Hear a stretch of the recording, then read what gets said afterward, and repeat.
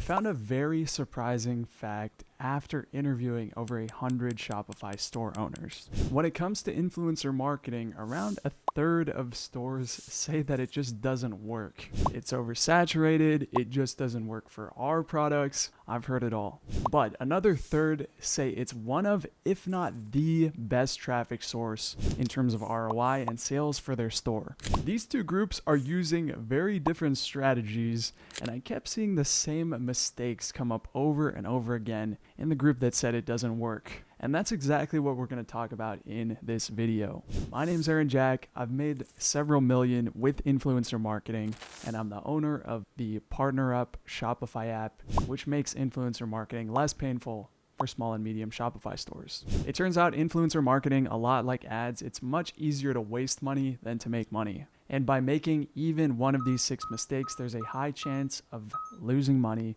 if not complete failure. Let's get into the first mistake, which is choosing influencers with red flags. A profile could look good when you take a glance at it.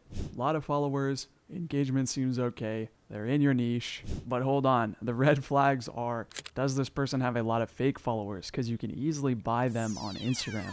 Does their audience actually match your demographics? For example, a lot of female fitness influencers have 70% or more male followers. The engagement rate also might be skewed by, let's say, one post that went viral, but what you can expect on average is likely much lower. You also got to be careful if they've never done a sponsored post before. It increases the chance you're going to lose products with them. They're not going to know how to do marketing for you, and so on. But moving on to mistake number 2, the other extreme of that is also bad. We call those over-optimized influencers. The best influencers have a balance of earning trust and knowing how to sell when the time is right. But over time, a lot of influencers start to skew towards the money side, especially after they build an audience. This can lead to the audience being oversold. So if you see a sequence of sponsored posts in a row, that audience could be burned out from being marketed and sold to, and may have lost trust that this influencer is actually looking out for them. Influencers getting a lot of brand deals too, they tend to have the convenience of choice, so they're usually going to ask for higher rates, maybe even higher than they deserve. And I have heard many cases where a store will send out a product and they'll even only just get posted in a group with other products, which you definitely don't want. When it comes to influencers asking for a very high price, you can use the data from step 1, the fake follower data, the real engagement data, and the demographic data as leverage in those negotiations. The problem is you generally can't get this data directly on Instagram, so using a platform like Partner Up to pull all the stats can be very helpful. Mistake number 3 is not setting clear expectations or goals. Of course, it's easier to just send out products and hope for the best, but if you use that spray and pray strategy, you're often lucky if you get a post at all, and if you do, it might be low effort. Because at the end of the day, you do want performance, whether that's a lot of impressions actually translating to sales or similar. The best way to mitigate this is to, number 1, set clear expectations up front. It's okay to ask for a post and get them to agree to that. Very useful too is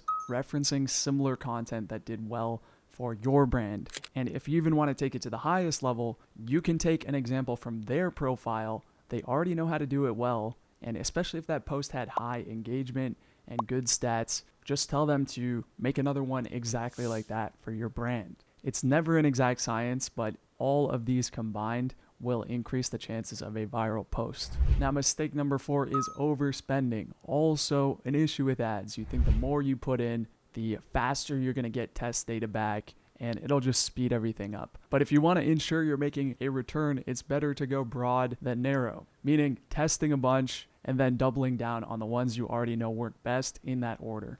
In the ads dashboard, the way to do that is create a bunch of different campaigns and observe what works, and influencers work in much the same way. Generally, being clear up front, the relationship can develop into something long-term, but starting with maybe just a single gifted product and then measuring, observing those results is the best way to do it. But I know it, as tempting as it is to go straight to that YouTube influencer asking for 5K, asking for 3 products at the same time, and feeling like that will pay off, the risks are so much higher. Micro influencers also, that is between 1,000 and 100,000 followers have higher engagement rates. So if you can scale with more smaller influencer accounts, you're getting more engagements overall on average. Mistake number 5 is a lack of follow through. So with any marketing process, and especially depending on your price point, there may need to be multiple touch points, multiple interactions with your brand before someone actually converts. While yes, you will get direct sales,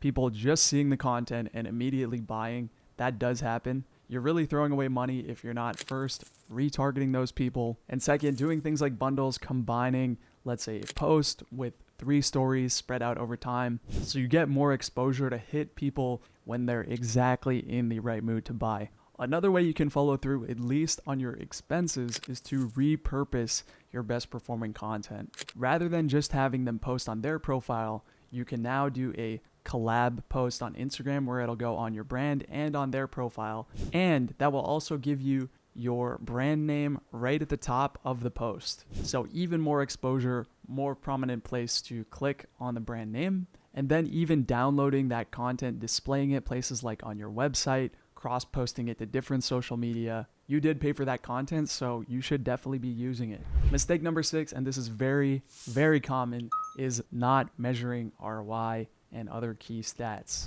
Now, it's nice to just do brand marketing, send a bunch of stuff out, hope sales come back, but what if they do? In almost every case, we see influencer marketing performance follow the 80-20 rule. That is, 80% of the results are usually coming from 20% of the people. If you don't have a way of identifying who those people are, ideally through a discount code, but at least by consulting the qualitative stats, that is engagement, views, clicks, then you're just going to have no idea who to double down on and who to drop. You have to think of it mid to long term here. Let's say you do get a great result by sending product to 10 influencers. But how do you continue that? You just send out equal distribution of the same people? Well, that just doesn't make sense at all. It's like increasing the budget on all your ad campaigns at the same time.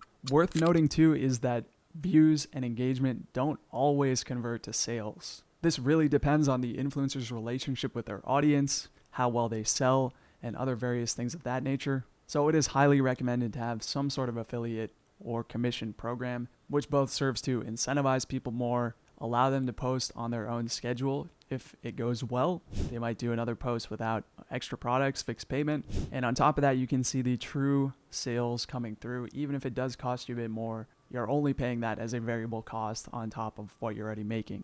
So those are the 6 common mistakes. If you want to get serious about your influencer marketing, you should definitely be aware of each one of these and break the rules if you want. But these are the common trends among the most successful stores doing influencer marketing.